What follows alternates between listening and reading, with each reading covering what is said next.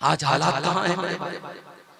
आज आपके नेपाल में और भारत की सरजमीन पर ऐसे वाक़यात हो रहे हैं, मुसलमान लड़की अपने घर वालों की इज्जत को और उनकी इज्जत को मिट्टी में मिलाकर एक मुसलमान लड़की किसी गैर मुस्लिम लड़के के साथ फरार हो जाती है, उसके साथ शादी करती है और उसके मजहब में दाखिल हो जाती है। मेरे प्यारे साथियों, इस्लाम इतना हकीर नहीं है, इस्लाम इतना सस्ता नहीं है कि किसी के आई लव यू और मोहब्बत भरे चंद जुमलों को सुन करके इंसान इतना लट्टू हो जाए कि अपने ईमान का, अपने इस्लाम का सौदा कर ले। मोहम्मद आगे, मोहम्मद आगे के अब जबर के बादल अब रे इखलास से अब बुझ जाएंगे, कि अब जबर के बादल अब रे इखलास से अब बुझ जाएंगे।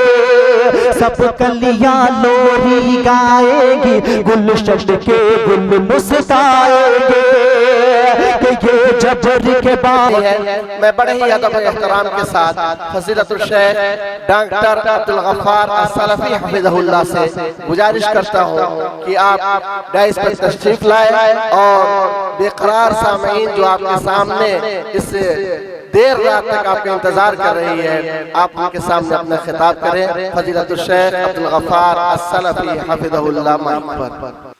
अऊज़ु बिल्लाहि मिनश शैतानिर रजीम, बिस्मिल्लाहिर रहमानिर रहीम।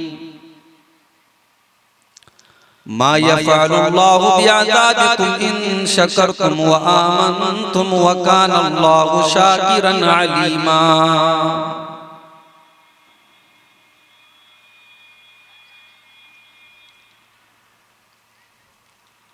जिस दौर पे नाज़ा थी दुनिया, अब हम वो ज़माना भूल गए। दुनिया की कहानी याद रही और अपना फसाना भूल गए। मुँह देख लिया आईने में, पर दाग न देखे सीने में। मुँह देख लिया आईने में, पर दाग न देखा सीने में। दिल ऐसा लगाया जीने में, मरने को मुसलमान भूल गए। अगियार का जादू चल भी चुका और एक तमाशा बन भी गया। अगियार का जादू चल भी चुका और एक तमाशा बन भी चुका। दुनिया को जगाना याद रहा, खुद होश में आना भूल गए। दुनिया को जगाना याद रहा, खुद होश में आना भूल गए। वो जिक्र हसी रहमत का अमीन कहते हैं जिसे कुरान मुबीन। वो जिक्र हसी रहमत का अमीन कहते हैं जिसे कुरान मुबीन। दुनिया के नए नगमे सीखे, अल्लाह का तराना भूल गए। दुनिया के नए नगमे सीखे, अल्लाह का तराना भूल गए। अंजाम आजादी क्या कहिए, बर्बादी ही बर्बादी है। अंजाम आजादी क्या कहिए, बर्बादी ही बर्बादी है। जो दर्स शहे बतहा ने दिया, दुनिया को पढ़ाना भूल गए। जो दर्स शहे बतहा ने दिया, दुनिया को पढ़ाना भूल गए। दुनिया का तो घर आबाद किया, उक़बा का मगर बर्बाद किया, दुनिया का तो घर आबाद किया, उक़बा का मगर बर्बाद किया। मुश्किल में खुदा को याद किया, मुश्किल हुई आसान भूल गए। जिस दौर पे नाज़ा थी दुनिया, अब हम वो ज़माना भूल गए। दुनिया की कहानी याद रही और अपना फसाना भूल गए। सदर मोहतरम, उलमाए किराम, मोहतरम बुजुर्गों, नौजवान साथियों, पर्दानशीन माँ और बहनों, प्यारे बच्चों, नेपाल की सरजमीन के इस खूबसूरत से इलाके में आज दूसरी मर्तबा इस अजीमुशान कॉन्फ्रेंस में आपके सामने हाजिर होने का मौका मिल रहा है। रात के 2 बज चुके हैं। मुख्तलिफ उलमा के बयानात आपने समाअत फरमाए। शेख नियाज हसन तैमी साहब खवातीन के ताल्लुक से, मियाँ बीवी के हुकूक के ताल्लुक से बड़ी खूबसूरत गुफ्तगू कर रहे थे। उनके बाद अभी हमारे बिरादर अजीज शेख इनायतुल्लाह जौहर इस्लाही हफिज़हुल्लाह ने इस्लाम में औरत के मकाम पर बड़ी पुरमग़ज़ गुफ्तगू की। अल्लाह से दुआ है रब्बुल आलमीन अल्लाह ताला इन तमाम उलमा के बयानात को जिनको हमने सुना है, अल्लाह ताला हमें इनकी बातों पर अमल करने की भी तौफीक अता फरमाए। आमीन। मेरे भाइयों, इस वक्त पूरी दुनिया में मुसलमान जिस दौर से गुजर रहा है वो किसी से छुपा हुआ। फलस्तीन में हमारे ऊपर क्या हो रहा है, दुनिया के और मुल्कों में हमारे क्या हालात हैं, हमारे जान और माल और इज्जत और आबरू के साथ कौन कौन से मामलात हो रहे हैं। अगर आपकी नजर मीडिया और सोशल मीडिया पर है तो बहुत कुछ आप जानते होंगे, उस तफसील में मुझे जाने की जरूरत नहीं। सवाल ये है, मुसलमान अल्लाह के आखिरी नबी के उम्मती, अल्लाह के सबसे महबूब बंदे के उम्मती हैं और तमाम उम्मतों में सबसे बेहतरीन उम्मत भी अल्लाह ताला ने मुसलमानों को करार दिया। कुंतुम खैरा उम्मतिन उखरिजत लिन्नासि तअमुरूना बिल मारूफि व तनहौना अनिल मुनकरि व तु'मिनूना बिल्लाह। ऐ मुसलमानों, तुम दुनिया की सबसे बेहतरीन कम्युनिटी हो, सबसे बेहतरीन समाज हो, सबसे बेहतरीन उम्मत हो तुम। उखरिजत लिन्नास, तुम्हें इंसानियत के लिए निकाला गया है, तुम्हें मानवता के लिए निकाला गया है, तुम इंसानियत को कुछ देने के लिए दुनिया में भेजे गए हो। तामुरूना बिल मारूफ, तुम नेकियों का हुक्म देते हो, व तनहौना अनिल मुनकर, तुम बुराइयों से रोकते हो, व तु'मिनूना बिल्लाह, और अल्लाह तबारक व तआला की तौहीद के ऊपर तुम ईमान रखते हो। हमारा ये मकाम है। अल्लाह कुरान में कह रहा है कि तुम दुनिया की सबसे बेहतरीन उम्मत। उस उम्मत के आज ये हालात, उसके बच्चे मर रहे हैं। 35,000 से ऊपर फलस्तीनी चंद महीनों के अंदर मार दिए गए, बच्चे मार दिए गए, औरतें मार दी गई, और दुनिया की बड़ी बड़ी ताकतें तमाशा देखती रही। ये हालात क्यों हैं? इस उम्मत पर इतने बुरे हालात क्यों आए? कुरान करीम में जब हम इस सवाल का जवाब तलाश करते हैं, कुरान करीम के 5वें पारे की आखिरी आयत में अल्लाह ताला इस सवाल का जवाब देता है। फरमाया मा यफ़अलुल्लाहु बिअज़ाबिकुम इन शकरतुम व आमनतुम वकान अल्लाहु शाकिरन अलीमा। ऐ मेरे बंदो, अल्लाह तबारक व तआला तुम्हारे ऊपर अपना अज़ाब क्यों नाज़िल करेगा? मा यफ़अलुल्लाहु बिअज़ाबिकुम, अल्लाह ताला तुम पर अज़ाब अपना क्यों नाज़िल करेगा? तुम्हें तकलीफों में क्यों डालेगा? तुम्हें परेशानियों में क्यों डालेगा? इन शकरतुम व आमनतुम, अगर तुम अल्लाह ताला के शुक्रगुजार बन जाओ, अगर तुम अल्लाह के फरमाबरदार बन जाओ, तुम ईमान वाले बन जाओ, तुम अल्लाह तबारक व तआला का शुक्र अदा करने वाले बन जाओ, तो अल्लाह तुम पर अपना अज़ाब नाज़िल करके क्या करेगा? व कान अल्लाहु शाकिरन अलीमा, अल्लाह ताला तो बहुत बड़ा कदरदान है, वो तो नेकियों की कदर करने वाला और तुम्हारे दिल के हालात को जानने वाला है। अल्लाह पर अपना अज़ाब क्यों नाज़िल करेगा?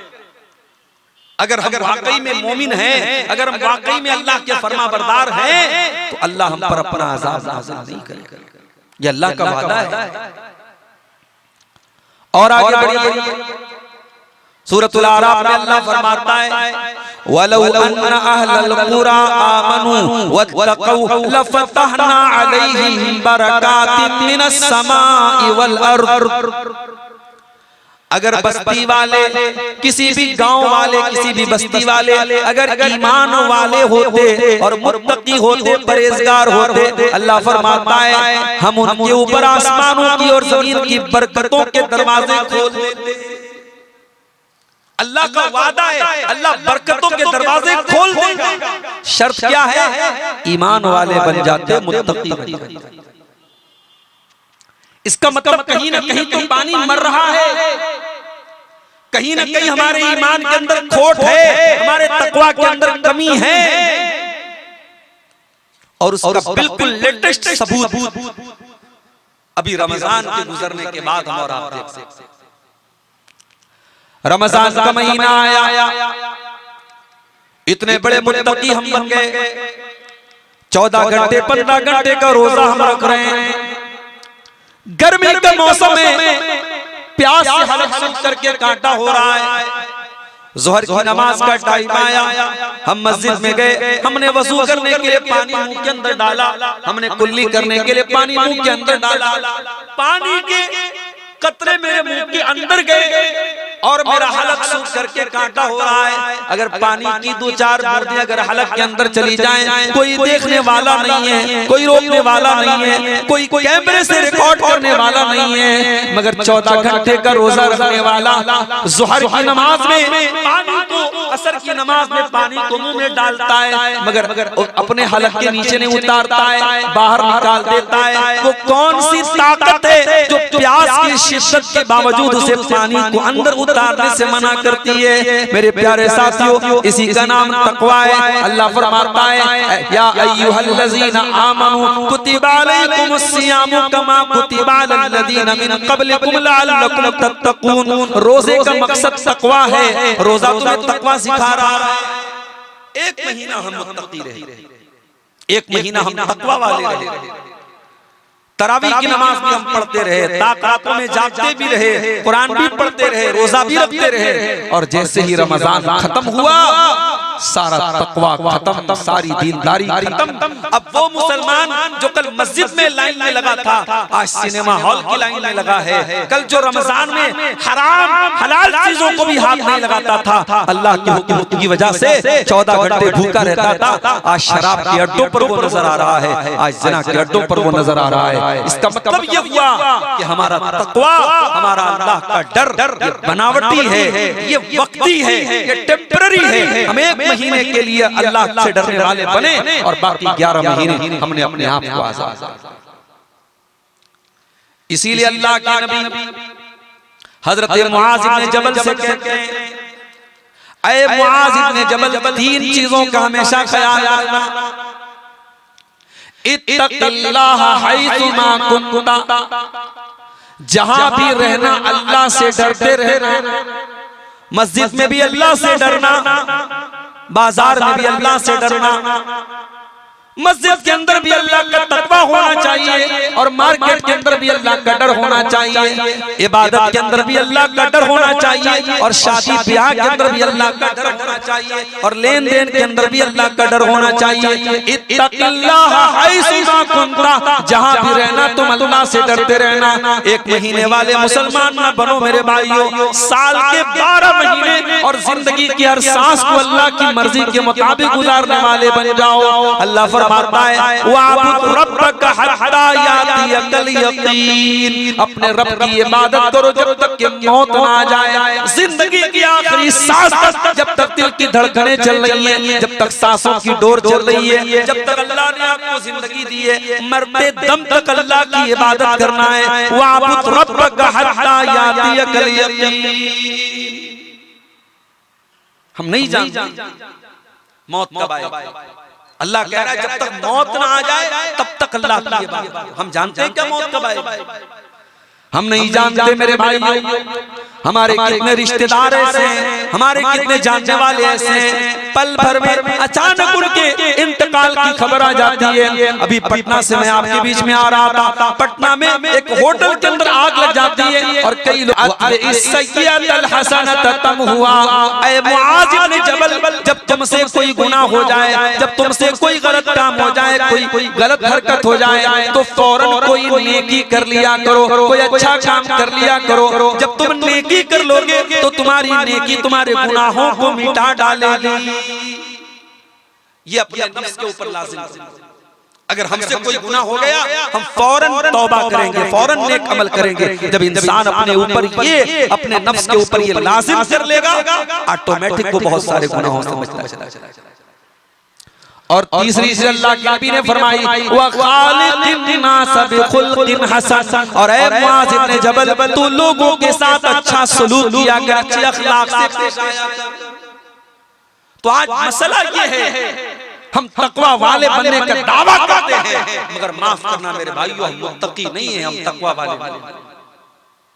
तकवा किसको बोलते हैं? हर जुमा की नमाज में, हर खुतबे में अल्लाह के नबी का जो खुतबा हम अपने उलमा से सुनते हैं, उस खुतबे में अल्लाह के प्यारे नबी कुरान की आयत भी पढ़ा करते थे, या अय्युहल्लज़ीना आमनुत्तकुल्लाहा हक्का तुकातिही वला तमूतुन्ना इल्ला व अंतुम मुस्लिमून। ऐ ईमान वालों तुम अल्लाह से डरो जैसा उससे डरने का हक है। अल्लाह से ऐसा डरो जैसा डरने का हक है। डरने का हक क्या है? उलमा ने लिखा है कि अल्लाह से डरने का 3 हक है। अय्युता फला युसा, अल्लाह की इताअत की जाए, अल्लाह की नाफरमानी न की जाए। व अय्युज़करा फला युनसा, अल्लाह को हमेशा याद रखा जाए, अल्लाह को कभी भूला न जाए। व अय्युश्करा वला युकफर, और अल्लाह का हमेशा शुक्रिया अदा किया जाए, अल्लाह की कभी नाशुक्री न की जाए।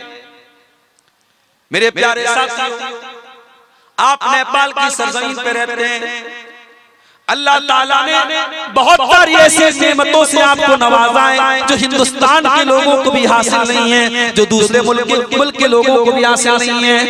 अगर अल्लाह ने आपको किसी नेमत से नवाजा है, उस नेमत पर अल्लाह का हमेशा शुक्र अदा करते रहो, और अल्लाह का शुक्र ये है कि आप उस नेमत का सही इस्तेमाल करो। अगर दौलत मिली, दौलत का सही इस्तेमाल, जवानी मिली है, जवानी का सही इस्तेमाल, खूबसूरती है, खूबसूरती का कोई मिसयूज मत करो, माल है, माल का सही इस्तेमाल करो। अल्लाह की हर नेमत को अल्लाह की मर्जी के मुताबिक गुजारा जाए, यही अल्लाह का शुक्र है मेरे भाइयों। और जब अल्लाह की नेमतों का गलत इस्तेमाल किया जाए, मिसयूज किया जाए, यही उस नेमत के साथ अल्लाह की बहुत बड़ी दुश्मनी है। कुरान का 30वां पारा उठाओ, एक छोटी सी सूरत है, हम सब उसको पढ़ते हैं, याद भी होगी हम में से बहुत सारे लोगों को। वल आदियाति दबहा फलमुरियाति कदहा फलमुगीराति सुबहा फअतरन बिही नका फवसतन बिही जमा। पढ़ते होंगे, आपको याद होगी सूरह आदियात। अल्लाह घोड़े की कसम खा रहा है, वलादियाति दबहा, कसम ऐसे घोड़ों की जो दौड़ते दौड़ते हाँफने लगते हैं। फल मूरियाती कदहा, और जब वो दौड़ने लगते हैं तो उनके पैरों के नीचे से चिंगारियां उड़ती हैं।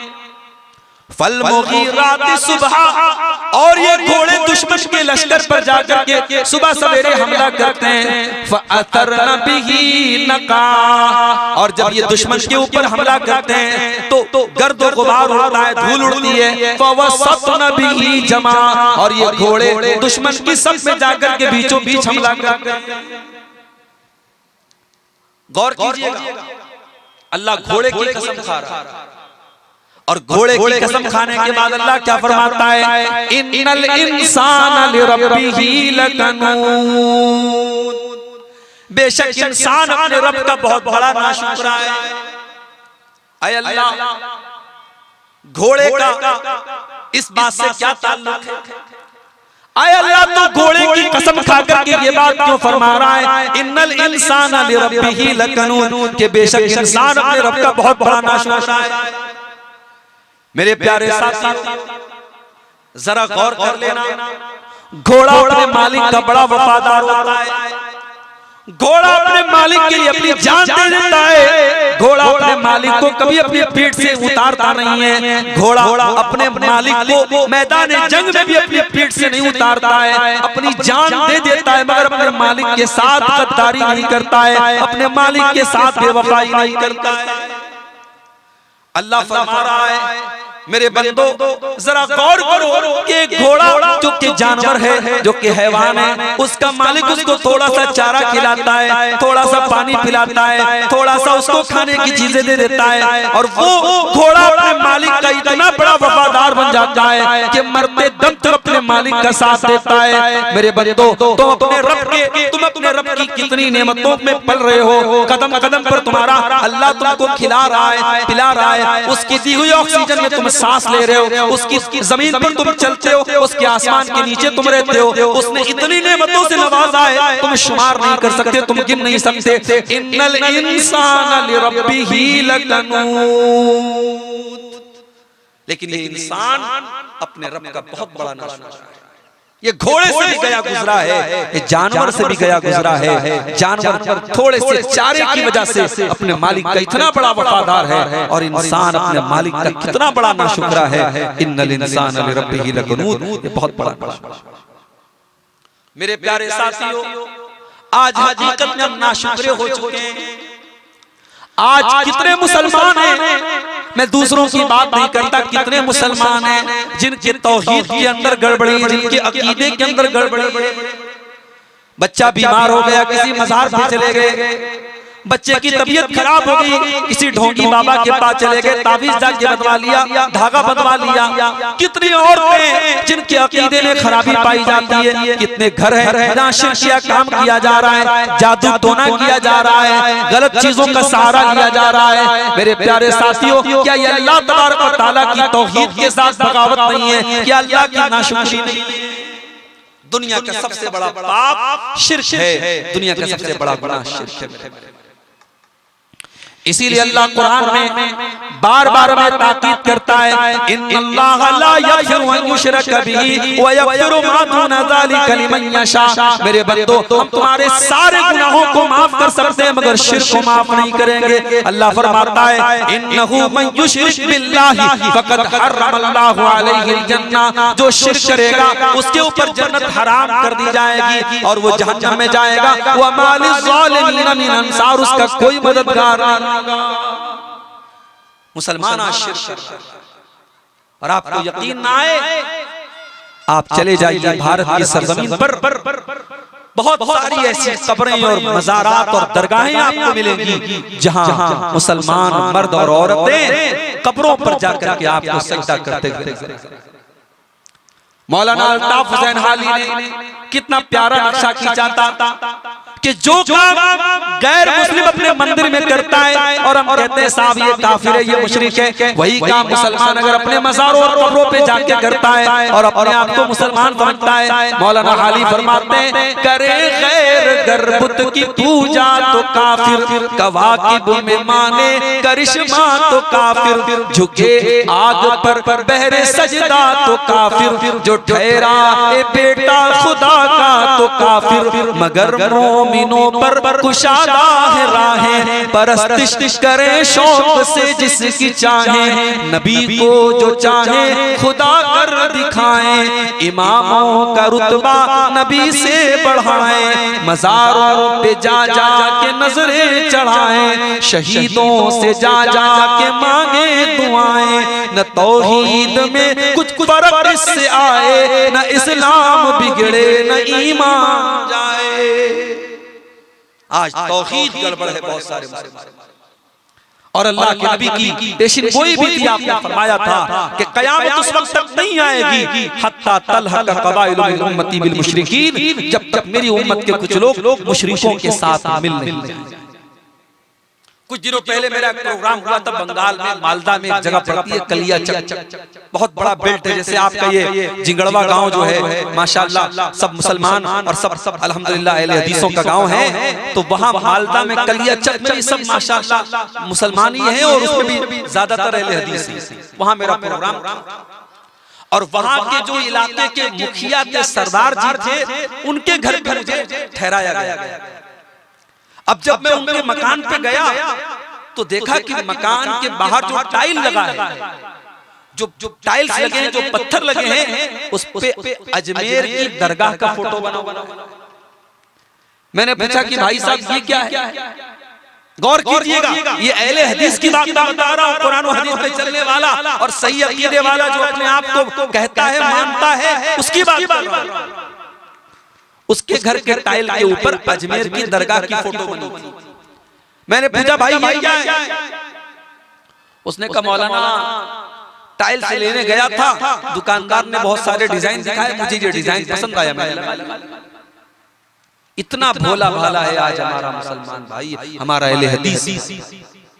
उसके मकान के दरवाजे पर और उसके मकान के टाइल्स पर आज गैरुल्लाह के दर के आस्थाने बने हैं। ये हालात आज हिंदुस्तान के हमारे भाइयों के, मेरे भाइयों, और ये आपके नेपाल के अंदर भी बहुत सारी चीजें आज आपको अपने घरों में, खानदानों में और इलाकों में शिरकियां मिलेंगी।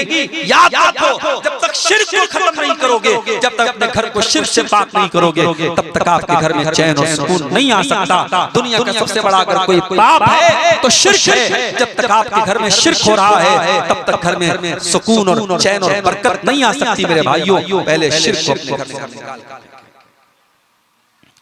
इसीलिए इब्राहीम अलैहिस्सलाम अपने घर वालों के लिए दुआ करते हैं तो क्या कहते हैं? वजुनुबनी व बनिया अन नअबुदल असनाम। ऐ अल्लाह तू मुझे और मेरे बच्चों को शिर्क से बचाना, बुत परस्ती से बचाना। आज आप देख रहे बड़े बड़े बॉलीवुड के हीरो हैं जिनके नाम के साथ खान साहब लगा हुआ है, बहुत बड़े खान साहब हैं, और मुसलमान बड़े फख्र से कहते हैं साहब बॉलीवुड की इंडस्ट्री पर तो हमारे खान साहब का कब्जा है।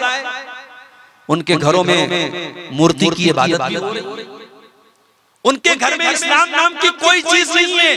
वो ईद के मौके पर ईद की नमाज पढ़ने भी जा रहा है और वो किसी गैर मुस्लिम के त्योहार पर गैर मुस्लिम का त्योहार भी मना रहा है। उसके पत्थर के बुत के आगे सजदा भी कर रहा है, उसके माबूद के नारे भी लगा रहा है। दो रंग की छोड़ एक रंग हो जा, सरासर मोम हो या संग हो जा। मेरे भाइयों, ये दोगलापन नहीं चलेगा, ये डबल स्टैंडर्ड नहीं चलेगा। अल्लाह तबारक व तआला को ऐसी तौहीद अल्लाह ताला नहीं चलेगी कि आप अल्लाह की भी इबादत करें और गैरुल्लाह की भी इबादत करें। मुसलमान जब नमाज पढ़ता है 5 टाइम की नमाज में 17 बार वो बार अल्लाह के सामने इकरार करता है इय्याका नअबुदु व इय्याका नस्तईन। है अल्लाह हम तेरी ही इबादत करते हैं और तुझ ही से मदद मांगते हैं। मुसलमान अल्लाह के सिवा किसी और के आगे सर नहीं झुका। अभी मैं सऊदी अरब के सफर पे गया था फैमिली के साथ, वहां से मुझे दुबई जाना था। अब दुबई के लिए फ्लाइट पर बैठा, सारे लोग फ्लाइट पर बैठ गए। आधा घंटे के बाद पायलट कह रहा है कि दुबई का मौसम सही नहीं है, फ्लाइट अभी लेट हो जाएगी, आप लोग बाहर उतर। फ्लाइट से उतार दिया हम लोग, बाहर आके बैठे। फिर हम लोग परेशान है, पता नहीं फ्लाइट कब जाएगी। फिर 9 घंटा इंतजार करवाने के बाद ऐलान किया गया फ्लाइट कैंसिल हो गई, दुबई जाने वाली कोई फ्लाइट नहीं जा रही। मैंने न्यूज़ देखा न्यूज देखा तो पता चला कि दुबई में बहुत बारिश हुई है और इतना पानी भर गया है, सड़कों के ऊपर बड़ी बड़ी कारें पानी में डूबी हुई हैं। मैं वहां से इंडिया वापस चला, मैंने दुबई का सफर कैंसिल कर दिया। इंडिया में आने के बाद अब जब दोस्तों से मुलाकात हुई तो लोग कहने लगे कि दुबई में तो बहुत हालात खराब हैं, दुबई में बहुत बड़ा गैर मुस्लिमों का इबादत खाना बनवाया गया है, इसलिए वहां अल्लाह का अज़ाब आ रहा है और वहां इतना बड़ा सैलाब आया, इतनी बड़ी बारिश आई, इतनी तबाही हुई क्योंकि वहां एक मंदिर बनाया जा रहा है, वहां अल्लाह की गैरुल्लाह की इबादत के घर। मैंने कहा मेरे भाई, अगर दुबई के अंदर गैरुल्लाह की इबादत का एक घर बनाया जा रहा है और इस वजह से वहां अल्लाह का अज़ाब आ रहा है, हमारे भारत की सरजमीन पर, अपने बनारस की मैंने बात की, हमारे शहर के अंदर हर गली के अंदर कोई ना कोई मंदिर है, हर गली के अंदर हर मोहल्ले के अंदर कोई ना कोई इबादत खाना गैरुल्लाह की इबादत का कोई घर है, कोई मजार है, कोई दरगाह है, कोई मंदिर है। उस हिसाब से तो हिंदुस्तान के अंदर बहुत बड़ी तबाही आ जानी चाहिए, नऊजुबिल्लाह पूरा हिंदुस्तान बर्बाद हो जाना चाहिए। मैंने कहा दूसरों पर तीर चलाने के पहले और दूसरों पर कीचड़ उछालने के पहले इंसान को अपने दामन में झांक लेना चाहिए। हम दूसरे मुल्कों के बारे में फैसला करें कि साहब दुबई में अल्लाह का अज़ाब आ रहा है क्योंकि वहां पे एक इबादत खाना खुला है। आप अपने मोहल्ले में अपने मुल्क की बात करें, आपके यहाँ क्या शिर्क नहीं हो रहा है? मेरे प्यारे साथियों,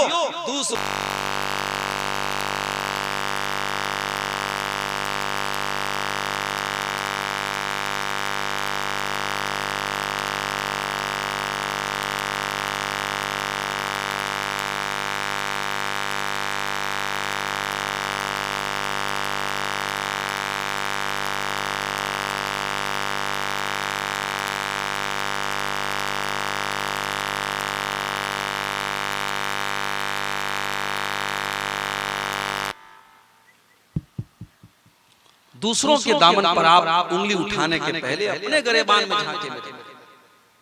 आज मुसलमानों के अपने बस्तियों में, अपने इलाकों में शिर्क हो रहा है।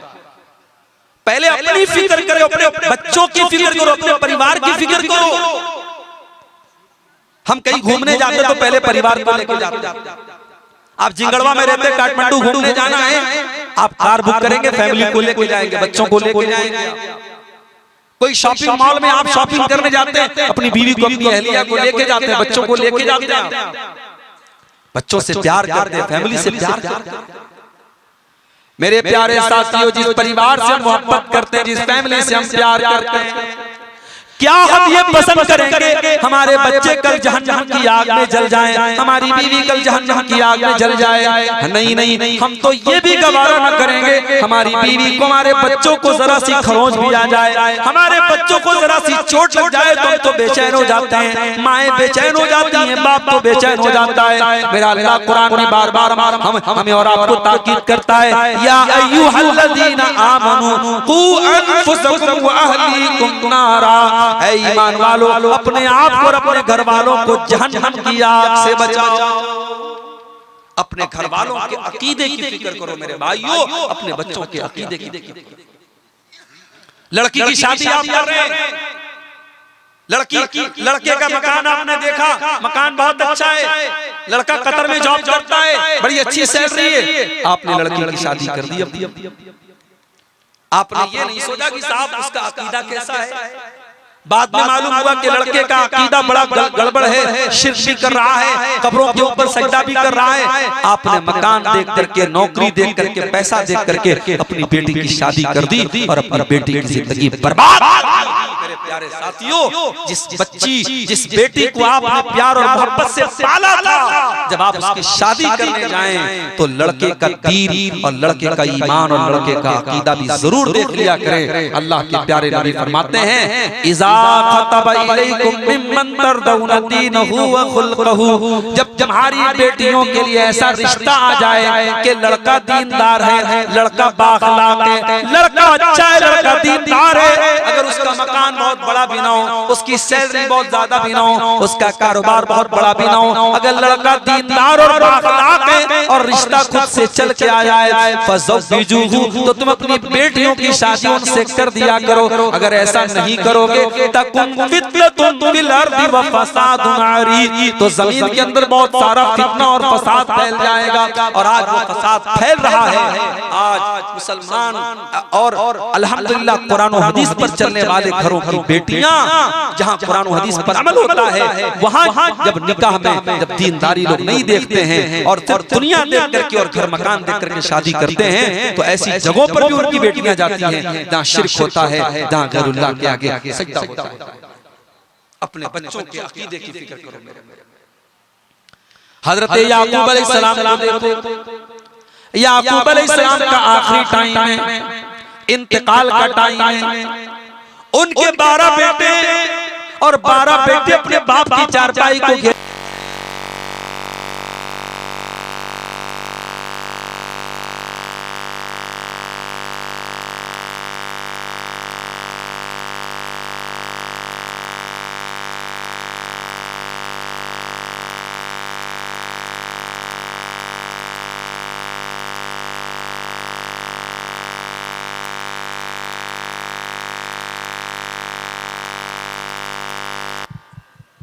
क्या कुछ गड़बड़ हो जा रहा है।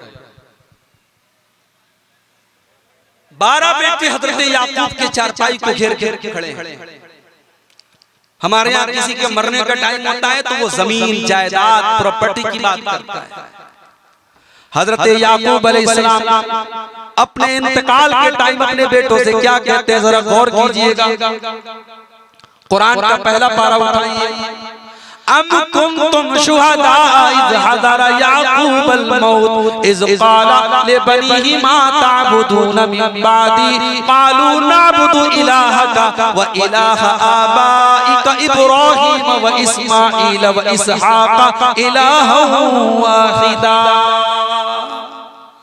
याकूब अलैहिस्सलाम पूछते हैं, ऐ मेरे बच्चों, तुम किसकी इबादत करोगे, तुम किसके आगे सर झुकाओगे, तुम किसके आगे हाथ फैलाओगे। 12 के 12 बेटे जवाब देते, अब्बा जान हम एक अल्लाह की इबादत करेंगे, एक अल्लाह की इबादत करेंगे। ऐ अब्बा जान, हम किसी और की इबादत नहीं करेंगे। जिसकी इबादत आप करते हैं और जिसकी इबादत हमारे बाप दादा करते थे, हम उसी एक अल्लाह की इबादत करेंगे। हम तौहीद पर कायम रहेंगे। मेरे प्यारे साथियों, आज मुसलमान तौहीद से और आगे आज का मुसलमान अपनी जिंदगी के मकसद को भूल के बैठा है। उसको पता ही नहीं कि उसकी जिंदगी का मकसद क्या है। उसने तो ये समझा कि जिंदगी का मकसद तो खाना है, कमाना है, एंजॉय करना है, मजे लेना है। कोई शराब के नशे में धुत है, कोई औरत के नशे में धुत है, कोई दुनिया के नशे में धुत है। आज खाना, कमाना और एंजॉय करना, इसको हमने जिंदगी का मकसद समझा है। मेरे प्यारे साथियों, अल्लाह कुरान में कहता है, अफहसिबतुम अन्नमा खलकनाकुम अबता व अन्नकुम इलैना ला तुरजऊन।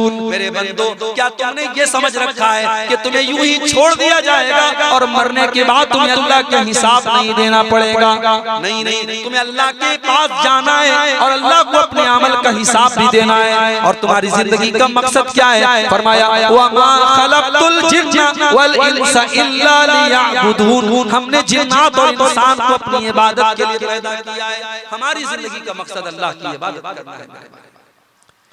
अल्लाह कुरान में कहता है, कुल इन्ना सलाती व नुसुकी व महयाया व ममाती लिल्लाहि रब्बिल आलमीन। ऐ नबी, आप कह दीजिए, मेरा जीना अल्लाह के लिए, मेरा मरना अल्लाह के लिए, मेरी नमाज अल्लाह के लिए, मेरी कुर्बानी अल्लाह के लिए।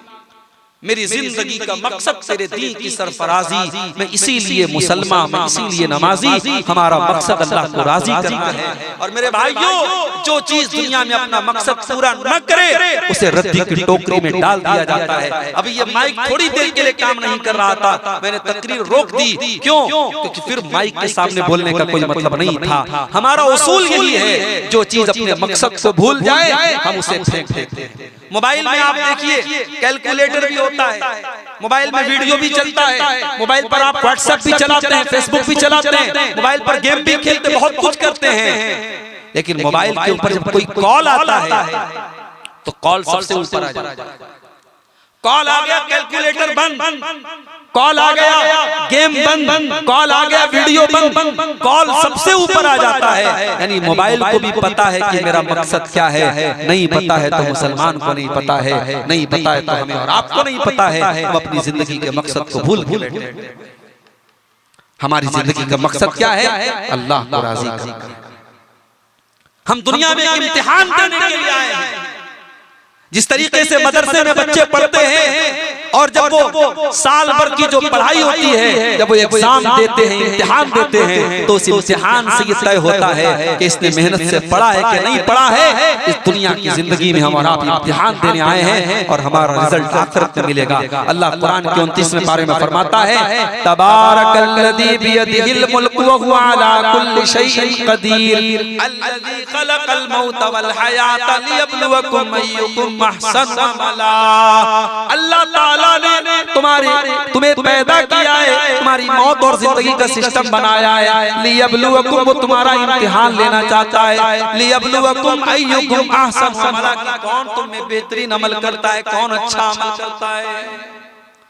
अपनी जिंदगी के मकसद को पहचानो मेरे भाई। और आगे आज का मुसलमान दुनिया परस्त बन चुका है। दुनिया कमाना है, चाहे जैसे भी कमाना हो दुनिया। और यहाँ एक गलतफहमी आपकी दूर कर दूं, दुनिया कमाना बुरा नहीं है। दुनिया कमाना बुरा नहीं है, अच्छी गाड़ी खरीदना बुरा नहीं है, अच्छा मकान बनाना बुरा नहीं है, अच्छा कारोबार करना बुरा नहीं है। दुनिया कमाना बुरा नहीं है, दुनिया को सब कुछ समझना ये बुरा है। आप हज करने गए, आप उम्रा करने गए, आपने खाने काबा का तवाफ किया और खाने काबा का तवाफ करते हुए जब आप रुकने यमानी के पास पहुंचे और हजरे अस्वद और रुकने यमानी के बीच में आप पहुंचे, अल्लाह के नबी ने तवाफ करने के दौरान फरमाया कि आप जब रुकने यमानी के पास पहुंचे तो आप ये दुआ पढ़ें, रब्बना आतिना फिद दुनिया हसना व फिल आखिरति हसना व क़िना अज़ाबन नार। कितने मुकद्दस जगह, खाने काबा का तवाफ कर रहे हैं आप और रुकने यमानी और हजरे अस्वद के दरमियान आपको ये दुआ पढ़ना है। आप अल्लाह से क्या मांगते हैं? आय अल्लाह रब्बना आतिना फिद दुनिया हसना, आय अल्लाह तू हमें दुनिया की भलाई अता फरमा, व फिल आखिरति हसना, और आखिरत में भी तू भलाई अता फरमा, व क़िना अज़ाबन नार, और तू जहन्नम की आग से हमको बचा। दुनिया मांगना भी बुरा नहीं है, दुनिया कमाना भी बुरा नहीं है, लेकिन दुनिया को सब कुछ समझना और दुनिया के चक्कर में आखिरत को भूल जाना ये बुरा है। आज अफसोस की बात, हम में से बहुत सारे ऐसे लोग हैं जो दुनिया कमाने के चक्कर में इतने बिजी हैं, हय्या अलस सलाह की आवाज आती रहती है, उनका कारोबार, उनकी दुकान, उनकी नौकरी, उनकी जॉब उनको नमाज से दूर कर देती है। नमाज होती रहती है, वो नमाज भी नहीं पढ़ते, वो अल्लाह को याद भी नहीं करते हैं। कितने मुसलमान तो इतने बदनसीब हैं कि 24 घंटे में एक बार भी उनका सर अल्लाह की बारगाह में नहीं झुकता है। मेरे प्यारे साथियों, अल्लाह कुरान में कहता है, रिजालुन ला तुल्हीहिम तिजारतुन वला बैउन अन ज़िक्र। मेरे नेक बंदे वो हैं, मेरे मुत्तकी बंदे वो हैं, उनका कारोबार, उनकी तिजारत उनको अल्लाह के जिक्र से और नमाज से गाफिल नहीं करती है। वो कारोबार भी करते हैं, वो लेन देन भी करते हैं, और नमाज का टाइम आता है तो नमाज पढ़ते हैं।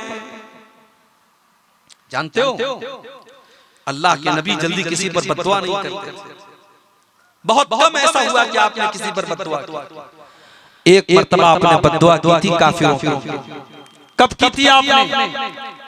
जंग खंदक का मौका था, दुश्मनों से लड़ाई चल रही थी, असर की नमाज का टाइम हो गया और लड़ाई इतनी ज्यादा चल रही थी कि नमाज पढ़ने का आपको टाइम नहीं मिला, और सूरज गुरूब हो गया और मगरिब का टाइम आ गया। आपकी एक टाइम की नमाज छूट गई तो आपको इतना गुस्सा आया और इतना गैज़ो गज़ब आया कि आपने फरमाया, मला अल्लाहु बुयूतहुम व कुबूरहुम नारा शगलूना अनिस सलातिल वुस्ता।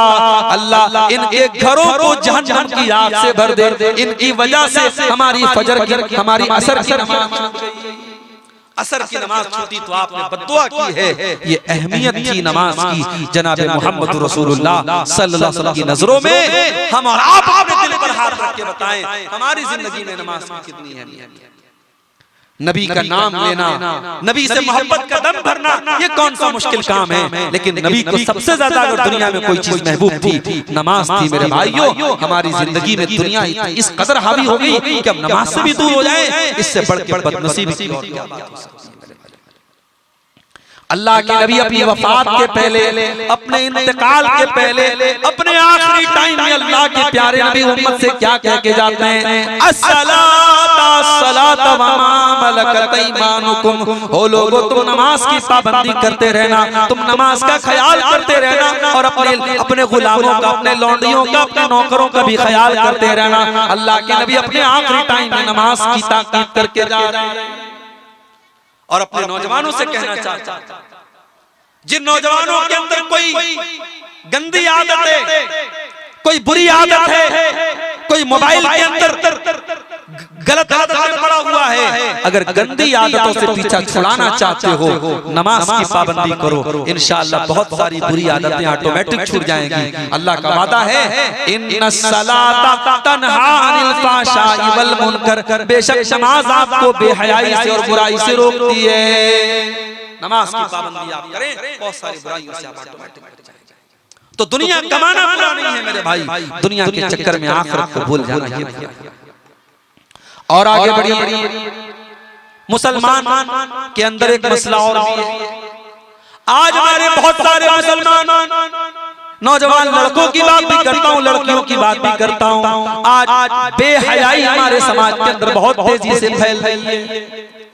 लड़कियां घर से निकल रही हैं, न तो इस बात का ख्याल है कि मैं एक मुसलमान औरत, मेरा लिबास कैसा होना चाहिए, न तो चेहरे पर पर्दा है, न जिस्म के ऊपर जो कपड़ा है वो इस्लाम की तालीम के मुताबिक है। आज अपने जिस्म की नुमाइश का दौर चल रहा है, अपने हुस्न की नुमाइश का दौर चल रहा है। कान खोल करके सुन लो मेरी प्यारी बहनों, अल्लाह ताला ने आपको बड़ा कीमती बनाया है और कीमती चीज को पर्दे में रखा जाता है। मेरे पास 12,000 का मोबाइल है, रेडमी का। वो मोबाइल में एक मामूली से कवर में लगा के चलता हूँ, अगर कहीं इधर उधर भी हो जाए तो ये होगा कि चलो 12,000 का मोबाइल इधर उधर हो गया। लेकिन 50,000 का 1 लाख का जब आईफोन होता है और जब सैमसंग का 1.5 लाख का मोबाइल होता है तो इंसान उसमें जो प्रोटेक्टर होता है, जो कवर होता है, बड़ा महंगा लगाता है और बड़ी हिफाजत से रखता है। जो चीज जितनी कीमती होती है उसको उतना हिफाजत से रखा जाता है। मेरी बहनों, अल्लाह ने आपको बड़ा कीमती बनाया है और इसीलिए अल्लाह ने आपको पर्दा करने का हुक्म दिया है। और जब एक मुसलमान लड़की घर से पर्दे में निकलती है तो दुनिया वालों को मैसेज देती है कि कान खोल करके सुन लो, मैं कोई आम लड़की नहीं हूँ, मैं मुसलमान लड़की हूँ। और अभी आप देखिए, हिंदुस्तान की सरजमीन पर कुछ दिनों पहले वो वाकया भी हुआ था जब एक लड़की पर्दे में निकली थी। कर्नाटक की एक लड़की जब पर्दे में और हिजाब में निकली थी और उसको देख करके कुछ शरपसंद लोगों ने नारे लगाए थे, तो उस लड़की ने अपने पर्दे की लाज रखी थी और पर्दे में उसने नारा लगाया था, नारे तकबीर अल्लाह अकबर का नारा उसने लगाया था। तो ये पर्दा और ये हिजाब मेरी बहनों आपकी पहचान है। और इसीलिए अल्लाह कुरान में जब पर्दे का हुक्म देता है तो अल्लाह ताला एक अजीब बात फरमाता है, फरमाता या अय्युहन नबी कुल लिअज़वाजिका व बनातिका व निसाइल मुमिनीना युदनीना अलैहिन्ना मिन जलाबिबिहिन्ना। ऐ नबी, अपनी बीवियों से कह दो, अपनी बेटियों से कह दो और तमाम मोमिना औरतों से कह दो, युदनीना अलैहिन्ना मिन जलाबिबिहिन्ना। जब वो अपने घर से चले तो जिलबाब में निकला करें, नकाब में निकला करें, पर्दे में निकला करें, ऐसी चादर में निकला करे जो चादर उनकी पूरी बॉडी को, पूरे शरीर को घेर ले। फरमाया ज़ालिका अदना अन युरफ़ना फला युज़यीन। ये पर्दे का हुक्म इसलिए दिया गया ताकि दुनिया जान जाए ये पर्दे वाली लड़की है, ये इज्जत वाली लड़की है और कोई उसे छेड़ने की जरूरत न करे, किसी की मजाल न हो तो उस लड़की को छेड़। आज हालात कहाँ हैं? आज आपके नेपाल में और भारत की सरजमीन पर ऐसे वाक़यात हो रहे हैं, मुसलमान लड़की अपने घर वालों की इज्जत को और उनकी इज्जत को मिट्टी में मिलाकर एक मुसलमान लड़की किसी गैर मुस्लिम लड़के के साथ फरार हो जाती है, उसके साथ शादी करती है और उसके मजहब में दाखिल हो जाती है। मेरे प्यारे साथियों, इस्लाम इतना हकीर नहीं है, इस्लाम इतना सस्ता नहीं है कि किसी के आई लव यू और मोहब्बत भरे चंद जुमलों को सुन करके इंसान इतना लट्टू हो जाए कि अपने ईमान का, अपने इस्लाम का सौदा कर ले। इस्लाम बड़ी कीमती दौलत है मेरी प्यारी बहनों, इस्लाम तो वो दौलत है। सुमैया रज़ी अल्लाह ताला अन्हा को देखो, सुमैया का जवान बेटा अम्मार उनके सामने मौजूद है, सुमैया का शौहर यासिर मौजूद है और अबू जहल कहता है कि सुमैया अगर तूने इस्लाम नहीं छोड़ा, अगर तूने मोहम्मद का दीन नहीं छोड़ा, ऐ सुमैया हम तुझे बेआबरू कर देंगे, तेरे बदन के कपड़े उतार देंगे, तुझे नंगा कर देंगे। एक माँ ने अपने जवान बेटे के सामने नंगा हो जाना गवारा कर लिया। एक माँ ने अपने जवान बेटे के सामने अपने शरीर को नंगा हो जाना गवारा कर लिया, मगर ईमान को नहीं छोड़ा। मेरी प्यारी माँ और बहनों, सुमैया को नंगा कर दिया अबू जहल ने और बड़ी बेदर्दी से शहीद कर दिया। सुमैया ने जान दे दी मगर अपने ईमान का सौदा नहीं किया। इस्लाम इतनी अजीम चीज होती है। आज मुसलमान लड़कियां सोशल मीडिया के ऊपर, फेसबुक के ऊपर, व्हाट्सएप के ऊपर, इंस्टाग्राम के ऊपर किसी ने मोहब्बत के चंद बोल दिए तो अपना सब कुछ उसे सौंपने के लिए तैयार हो जाती हैं। मेरी बहनों, अपनी इज्जत की, अपने दीन की, अपने ईमान की कदर करो। और ये नकली मोहब्बत है, वल्लाह ये नकली मोहब्बत है। ये फेसबुक पर और व्हाट्सएप पर की जाने वाली मोहब्बत झूठी मोहब्बत है। अरे मोहब्बत तो वो करता है जो आपसे निकाह करता है, और जब निकाह करके अपने घर लेके जाता है तो आपकी पूरी जिम्मेदारी को अदा करता है। आपके वालिदैन की मर्जी से, जबरदस्ती नहीं, कोर्ट मैरिज नहीं, भगा करके नहीं, आपके वालिदैन की मर्जी से आपसे निकाह करता है और जिंदगी के सारे अरमान पूरे करता है। वो आपसे मोहब्बत करता है। फेसबुक पर कोई मोहब्बत करे, व्हाट्सएप पर कोई मोहब्बत करे, इंस्टाग्राम पर कोई मोहब्बत करे, कोई ज़िनाकारी और बदकारी के लिए आपको आमादा करे, खबरदार उसको मोहब्बत का नाम न देना। ये हवस है, ये वासना है, ये जिस्म की भूख मिटाने की तड़प है। ये मेरे भाइयों, मेरी बहनों, ये मोहब्बत नहीं है। मोहब्बत बड़ा पाकीज़ा जज्बा है। आज मोहब्बत को भी बदनाम किया जाता है। बेहया हो रही है सोसाइटी, बेहया हो रहा है समाज। आज आप यकीन करें, मुसलमान लड़कियों के कपड़े, उनके लिबास ऐसे होते हैं कि आप देख करके शर्मा जाएंगे कि क्या ये मुसलमान लड़की। और उनके कपड़े देख करके हमें अल्लाह के नबी की वो हदीस याद आती है। इस हदीस में अल्लाह के नबी ने जहन्नमी औरतों की पहचान बयान की थी और फरमाया था वनिसाउन कासियातुन आरियातुन मुमीलातुन माइलातुन, ऐसी औरतें जहन्नम की आग में जाएंगी जो कपड़ा पहनने के बावजूद नंगी होंगी। यानी कपड़ा तो उनके बदन पर होगा मगर कपड़ा ऐसा होगा उनके शरीर के अंग नजर आएंगे, उनके बदन के आज़ा नजर आएंगे। वो कपड़ा उनके पर्दे का काम न करेगा, उनको दिखाने का काम करेगा, उनको एक्सपोज करने का काम करेगा। जो इस्लाम एक औरत को ये तालीम देता है, वला यज़रिबना बिअरजुलिहिन्ना लियुलमा मा युखफीना मिन ज़ीनतिहिन्ना, ऐ मुसलमान औरतों तो अपने पाँव को जमीन पे जोर जोर से मार के न चला करो, तुम्हारे पाँव की आवाज भी गैर मर्दों तक न जाए। जो इस्लाम एक मुसलमान औरत को अपने पाँव को जमीन पे जोर जोर से मारने की इजाजत नहीं देता है, वो इस्लाम इस बात की इजाजत कैसे देगा कि औरत अपना चेहरा खोलकर, अपने खूबसूरत कपड़े पहनकर, मेकअप करके, सज धज करके, सवर करके गैर मर्दों के सामने जाए। माफ करना मेरे भाइयों, ये बेहयाई है, ये बेशर्मी है और अपने घरों को इस बेहयाई से बचाना। बाज़ घरों में ऐसा भी होता है, घर के बाहर तो बड़ा पर्दा है, घर के अंदर कोई पर्दा नहीं। देवर भाभी में मजाक चल रहा है, जीजा साली में बड़ी बेतकल्लुफी हो रही है। साली जीजा के सामने जैसे चाहे वैसे आ जाती है, न साली जीजा से पर्दा कर रही है, न भाभी देवर से पर्दा कर रही है, न भावत जेठ से पर्दा कर रही है। क्या हो रहा है भाई? देवर अपने भाभी के लिए गैर महरम, जीजा अपनी साली के लिए गैर महरम है और गैर महरम से औरत को पर्दा करने का हुक्म दिया गया है। और अगर कोई शौहर का करीबी रिश्तेदार है तो अल्लाह के नबी ने फरमाया कि वो तो औरत के लिए मौत है। आमतौर से ऐसा होता है कि देवर के सिलसिले में लापरवाही की जाती है, जीजा के सिलसिले में लापरवाही की जाती है, या जो कजिन ब्रदर्स होते हैं, खाला के लड़के, मामू के लड़के, चाचा के लड़के, इनके बारे में लापरवाही की जाती है। और यहीं से रिश्तों में गंदगी पैदा होती है, यहीं से घर में बेहयाई आती है, और यहीं से घर में बदकारी आती है।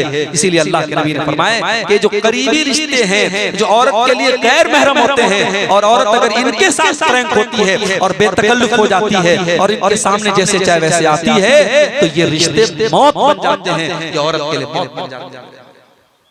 तो एक बेपर्दगी वो है जो घर के बाहर हो रही है, और एक बेपर्दगी ये हो रही है जो घर के अंदर हो रही है। और आगे बढ़िए, एक मुसलमान औरत मार्केट में जाती है, दुकान पे जाती है, दुकानदार से उसे बात करना है, बाजार में किसी से बात करना है, या उसके मोबाइल पर किसी गैर मर्द की कॉल आ गया, उससे उसको बात करना है। अब वो कैसे बात करेगी? अल्लाह ने कुरान में एक मुसलमान औरत को गैर मर्द के साथ बात करने का तरीका भी बता दिया। फरमाया फला तखज़ाना बिल कौल फयतमअल्लज़ी फी क़ल्बिही मरदुन व कुल्ल कौलन मारूफा। ऐ मुसलमान औरत, जब तुझे किसी गैर मर्द से बात करनी ही पड़ जाए तो तू नरमी के साथ उससे बात ना करना, तू लचक के साथ उससे बात ना करना। तेरे बात करने के लहजे में कड़कपन होना चाहिए, तेरी बात कड़ी होनी चाहिए, तेरा अंदाज सख्त होना चाहिए, तेरे अंदाज में नरमी और मोहब्बत नहीं होनी चाहिए। किसी गैर मर्द का कॉल आया, अब आप मीठे मीठे अंदाज में उससे बात कर रही हैं, तो ये मीठे मीठे अंदाज में बात करने का मतलब कि आप मायल कर रही हैं। और कुरान इसकी भी इजाजत नहीं देता है कि एक मुसलमान औरत किसी गैर महरम के साथ मीठे मीठे अंदाज में, नरमी के साथ, मोहब्बत के साथ बात करे। फरमाया सख्ती के साथ। अरे नबी के दौर का समाज ऐसा था कि अपने होने वाले दामाद के लिए भी वो पसंद नहीं करते थे कि हमारी बेटी से वो बात करे। यहाँ तो रिश्ता लग जाता है, लड़का लड़की एक दूसरे से बातें करते हैं, और सिर्फ बातें नहीं करते, मुलाकातें तक करते हैं, और शादी के पहले एक दूसरे के लिए सारे पर्दे हट जाते हैं। माफ करना मेरे भाइयों, रिश्ता लग जाने से और रिश्ता तय हो जाने से वो लड़की उस लड़के के लिए हलाल और जायज नहीं हो जाएगी। वो तब भी एक दूसरे के लिए गैर महरम रहेंगे जब तक उनके दरमियान निकाह न हो जाए, जब तक शादी न हो जाए, तब तक एक दूसरे के लिए वो हलाल नहीं होंगे। कोई जरूरी बात पड़ गई, बात की जा सकती है, मगर नंबर लेकर के बात करना और फिर मुलाकात करना एक फैशन बनता चला जा रहा है।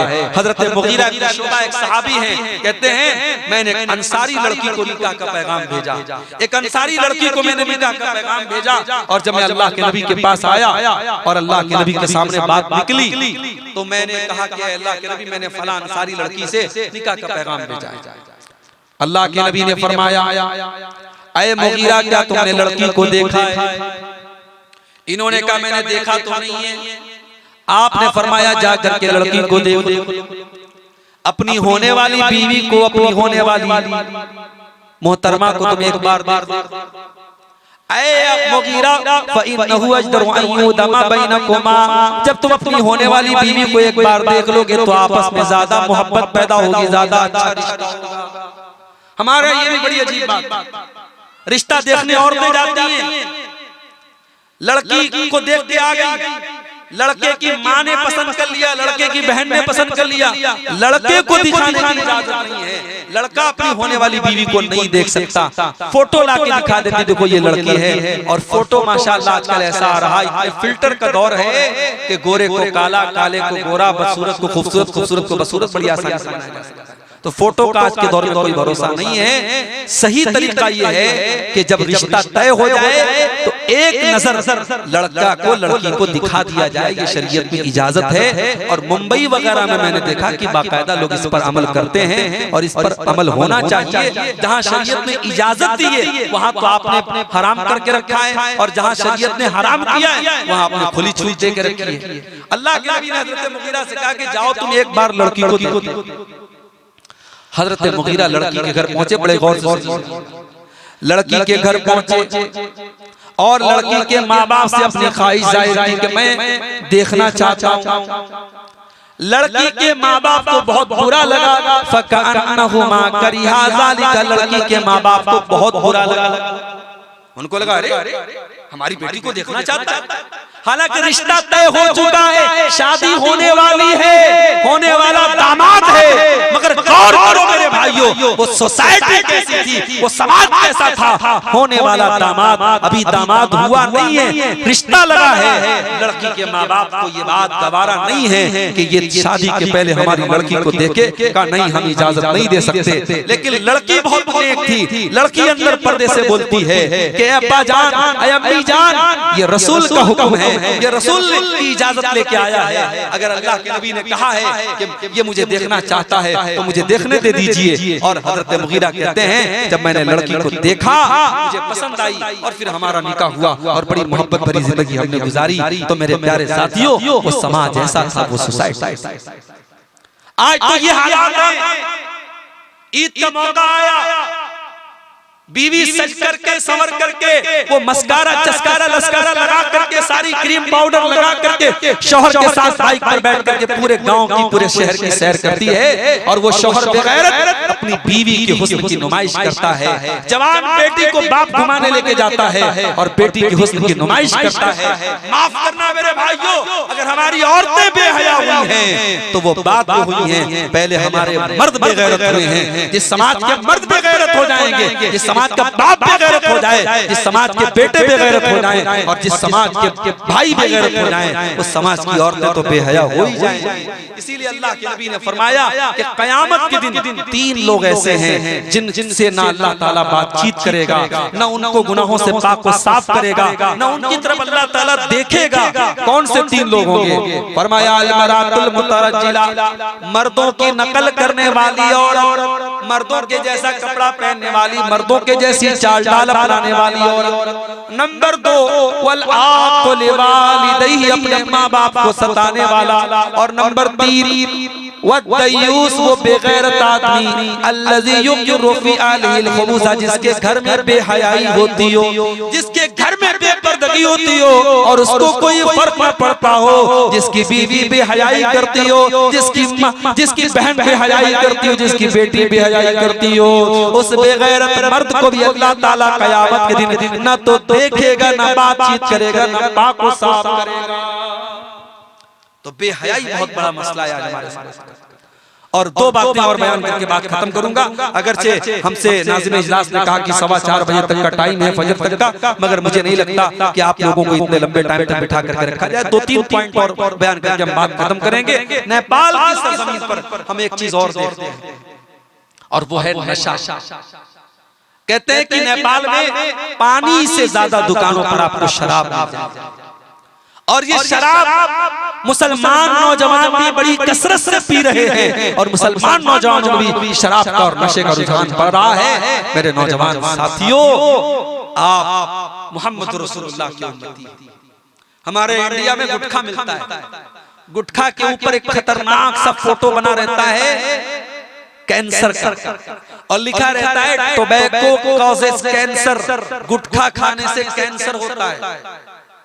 सरकार ने उस गुटखे के ऊपर ये छपवाया है कि गुटखा खाने से कैंसर होता है और सरकार खुद लाइसेंस दे करके गुटखे का कारोबार भी करवा रही, गुटखा बिक रहा है, बीड़ी बिक रही है, सिगरेट बिक रही है, लोग खा रहे हैं, लोग पी रहे हैं और लोग बीमार होते हैं। कितने लोग कैंसर की बीमारी में पड़ करके मर भी जाते हैं। मेरे प्यारे साथियों, 1400 साल पहले जब शराब हराम नहीं हुई थी और कुरान की आयत नाज़िल हो जाती है सूरह माइदा की और अल्लाह ताला ऐलान करता है इन्नमल खम्रु वल मैसिरु वल अंसाब वल अज़लाम रिजसुम मिन अमलिश शैतान। अल्लाह ने ऐलान किया कि शराब हराम की जा रही है। हजरत अनस फरमाते हैं कि मैं घर में शराब पिला रहा था अपने बाप को, अपने चचा लोगों को। जब कुरान की आयत नाज़िल हुई और शराब को हराम कर दिया गया, मेरे बाप ने मुझे ऑर्डर दिया, ले जाओ और शराब का प्याला बाहर ले जाके फेंक दो, शराब बाहर ले जाके डाल दो। सारे शराब के बर्तन तोड़ डाले, सारी शराब को मदीना में बहा दिया। मदीना की गलियां शराब से पड़ जाती हैं। मेरे प्यारे साथियों, एक हुक्म कुरान का आता है और सहाबे किराम जो अब तक शराब पीते चले आए थे उन्होंने शराब को छोड़ दिया। कोई एडवर्टाइजमेंट नहीं किया। कोई ऐलान नहीं किया गया, कोई पोस्टर नहीं चिपकाया गया, बस एक कुरान की आयत नाज़िल हुई और नबी ने सहाबा से यह आयत पढ़ के सुनाई और सहाबा ने शराब को छोड़ दिया। मेरे प्यारे साथियों, आप नेपाल जैसे मुल्क में रहते हैं जहां शराब बड़ी आसानी से मिलती है, आपके लिए आसान है शराब पीना, आपके लिए आसान है नशा करना। जब गुनाह करना आसान हो और गुनाह करने का मौका मिल रहा हो और वहां अपने दामन को गुनाह से बचाया जाए, ये ज्यादा बड़ी बात होती है। ये तकवा का इम्तिहान यहीं पर होता है, ईमान का इम्तिहान ऐसे ही मौके पर होता है।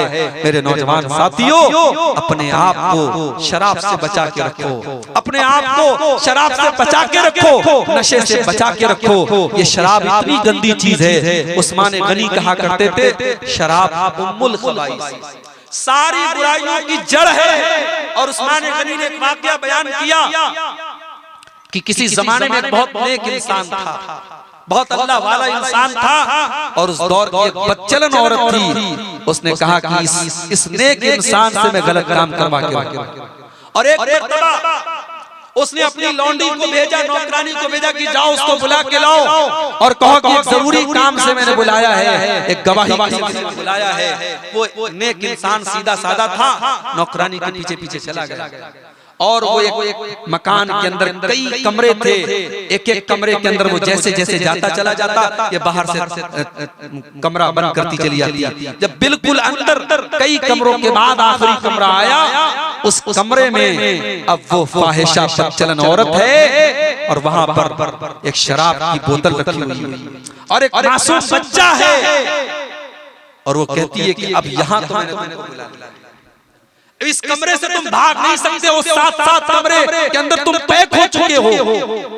अब तुम्हारे सामने तीन ऑप्शन, या तो तुम ये शराब का प्याला, शराब में से एक प्याला तुम शराब पी लो, या फिर तुम मेरे साथ जिना कर लो, या फिर इस बच्चे को कत्ल कर लो।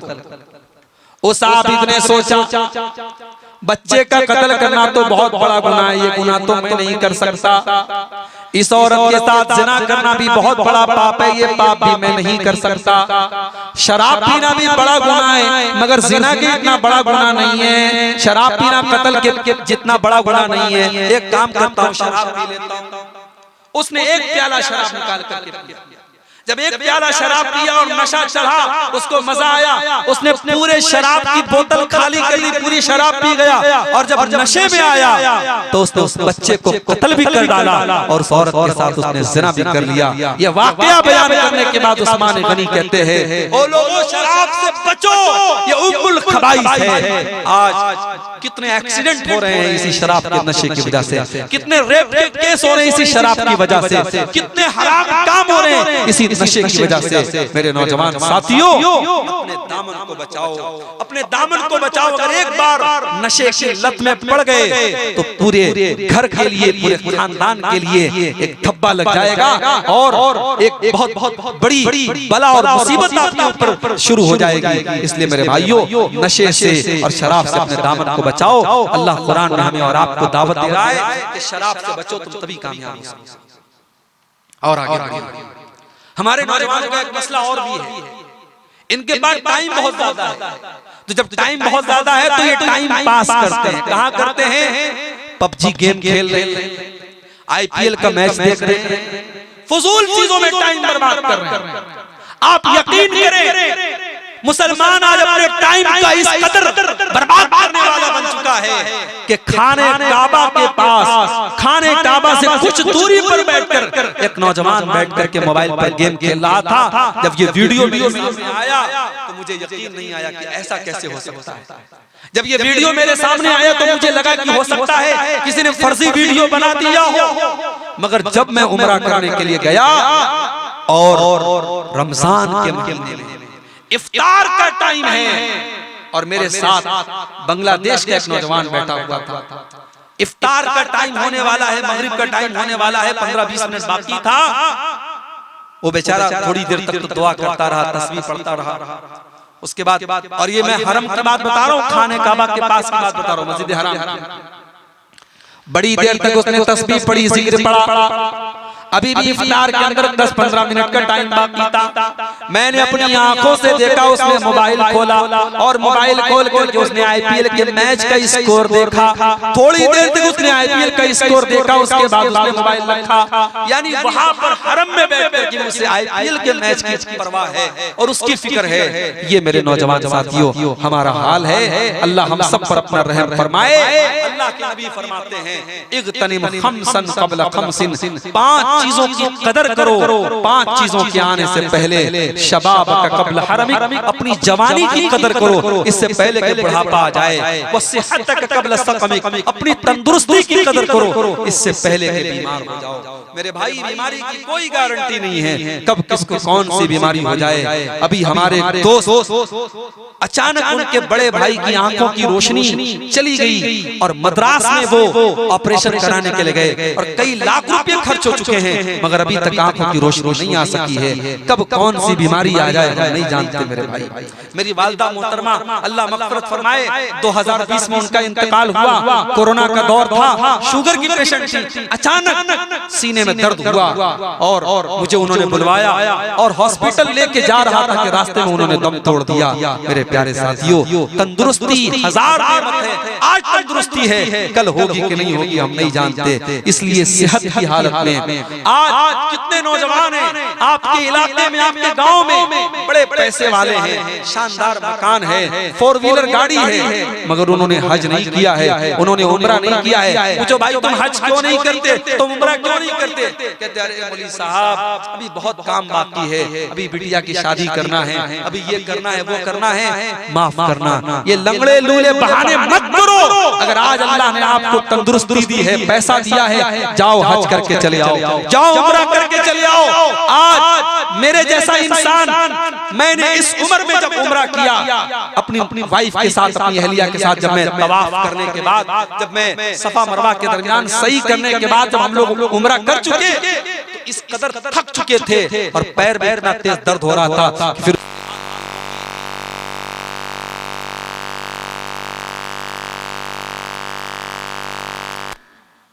उसके बाद हम लोगों की फिर हिम्मत नहीं हुई कि अब यहाँ पे हम रुके। मैंने फौरन वहां से हम लोग होटल चले गए। आज मेरे जैसा इंसान, हम यंग और नौजवान हैं और हमारी सेहत अल्हम्दुलिल्लाह ठीक है। मैं सोचने लगा कि हमारे वो लोग जो इंतजार करते कि 50 साल के हो जाएंगे, 60 साल के हो जाएंगे, तब हम हज करेंगे, उम्रा करेंगे, बीमारियों का इंतजार करते हैं। मेरे प्यारे साथियों इंतजार मत करो, इंतजार मत करो। आज अल्लाह ने अगर तंदुरुस्ती दी है, आज अल्लाह ने दौलत दी है, जाओ हज कर लो, उम्रा कर लो। ये काम सेहत की हालत में, तंदुरुस्ती की हालत में कर लो। अल्लाह के नबी फरमाते हैं वो सेहत का क़ब्ल सक़मिक, अपनी तंदुरुस्ती की कदर करो इसके पहले कि आप बीमार हो जाओ। और तीसरी चीज व फ़राग़ का क़ब्ल शुग़लिक, और अपने टाइम की कदर करो अपने बिजी होने के पहले। आज आपके पास टाइम है, कल होगा नहीं होगा नहीं पता। कल टाइम तुम तलाश करना चाहोगे, तुमको टाइम नहीं मिलेगा। आज जितना टाइम मिला है उस टाइम का सही इस्तेमाल कर लो। और चौथी चीज फरमाया व ग़िना का क़ब्ल फ़क़्र, और अपनी दौलत की कदर करो इससे पहले कि तुम गरीब हो जाओ। व हयात का क़ब्ल मौतिक, और अपनी जिंदगी की कदर करो इससे पहले कि तुम मौत के मुंह में चले जाओ, मर जाओ। तो ये 5 चीजें जिनकी हमें कदर करनी चाहिए। मेरे नौजवान साथियों टाइम की कदर करो। जिंदगी का 1 मिनट भी हमें वापस नहीं मिलेगा, जिंदगी से गुजरा हुआ 1 पल भी वापस नहीं मिलेगा।